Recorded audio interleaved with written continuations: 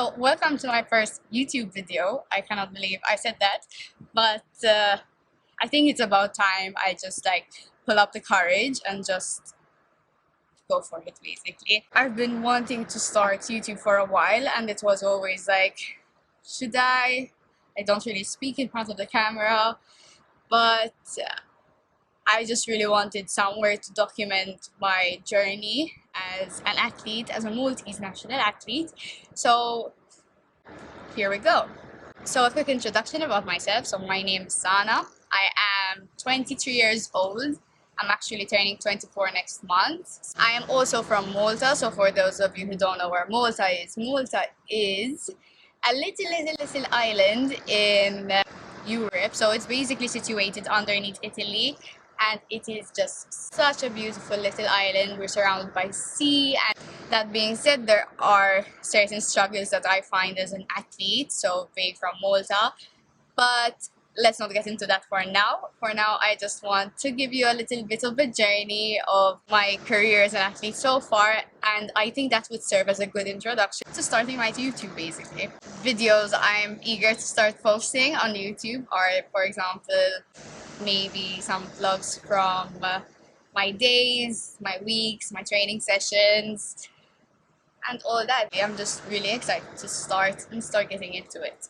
So apart from being an athlete, I am also a sports psychology practitioner. So sports psychology has been a field that has really interested me.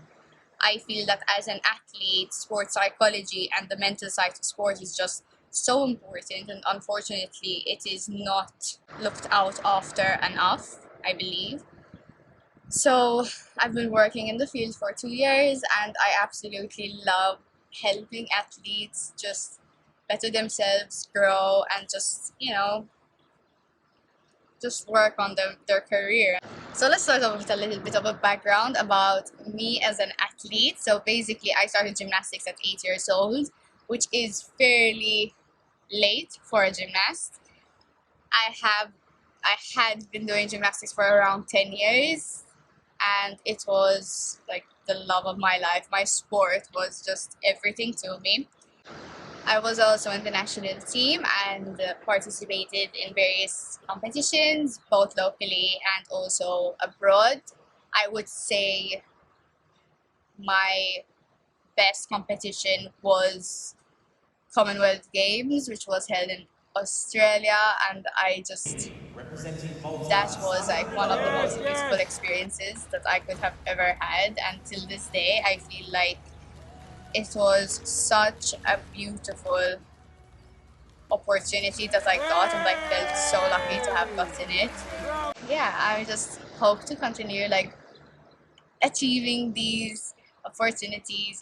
So in around 2018, I had decided to stop training gymnastics. There were a few issues, and I just decided, you know what, let me just give another sport a go, and we'll just see how that goes and move forward from there. So after 2018, I had actually decided to start athletics. I actually got into sprinting because my brother was into sprinting, and I just, yeah, running is not for me. I think I spent like 2 or 3 years into sprinting, and when I was thinking about just calling it off and just, I don't know, I just really wasn't feeling it. Basically, I found that there was this coach that teaches pole vault, and pole vault was actually something that has always interested me. I just found it relates to gymnastics in so many ways that it was like something that, works for me. So basically in around 2021, yeah, 2021, I started pole vault. I have been in the sport now for like 3.5 years, and it's just a sport that I literally fell in love with. I would say I am so-called obsessed with it, and I just love just bettering myself and just growing in this new sport, learning so much about it. That being said, I've also faced certain struggles, especially being in such a small country. So things like coaches are very limited, poles, equipment, facilities. I think we struggle quite a bit with that, and I feel that that is something that maybe I wouldn't. I don't know if I would say it's holding me back, but I feel that if I had a bit more, support, it would really help me move forward maybe a bit quicker, if that makes sense. But, that's the sport, and those are the challenges that sport comes with, and you just have to take it as an obstacle and just work your way through it, which I know, just sometimes it's very annoying. Then we have obviously the beauties of sport. So since I've started pole vault, I would say one of my biggest moments was we had these games held here at home, and I was actually like one of the underdogs. No one really believed that I could qualify for these games because I had to jump way above my personal best. That being said, maybe it was like a couple of days before the deadline of when we have to qualify, and I actually managed to jump like 20 centimeters over my personal best, which was crazy. So basically, I managed to qualify for these games. After that, the pole I was using, so this was, let's say, 2 weeks before the big games. The pole I was using was snapped in like 2 or 3 pieces by another athlete, and we did not have a pole that I could really use, and I was so devastated. But anyhow, my problem solving skills kicked in, and I just started messaging all these pole companies, I remember, and Essex had actually replied and helped me and sent me a pole, sent me 2 poles.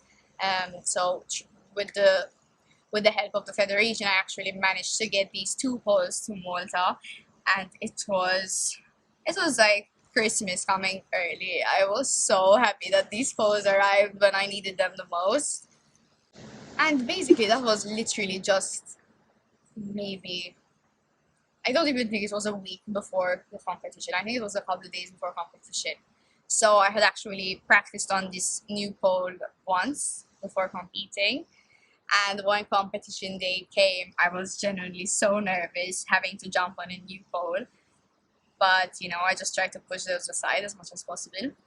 I would say it didn't really work as well. I was so nervous that like something in my run just didn't work in warm up, and I literally slipped off the pole and ended up like straight into the hole. I had so many bruises and cuts and like everything. I just it was crazy. But I just like no, I need to like put my head back in the game and just do it. So I attempted another one for warm up, which went fairly well. And when the competition actually started, miraculously, no, I think I worked very hard for it. I actually jumped another 10 centimeters over my personal best and actually finished third from placing around sixth in the lineup. So I would say that was like a really big moment for me as a pole vault athlete, and it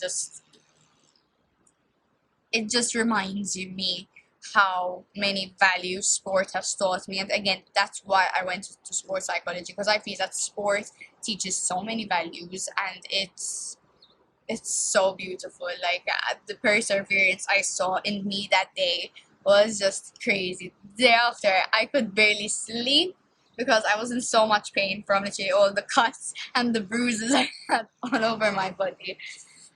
But I guess it was all worth it. Now looking back at it, it's a big achievement for me in my career. I would say another big achievement for me is finishing national champion for 3 years running so far. I think it was difficult back then, but I've always managed to like perform when I needed to perform, which is great. So I'm not entirely sure where I was because my camera decided to stop on me, but I think I've summed up pretty much my little background, and I think it just gave you a bit of like a little you know, drop of me as an athlete and my career so far.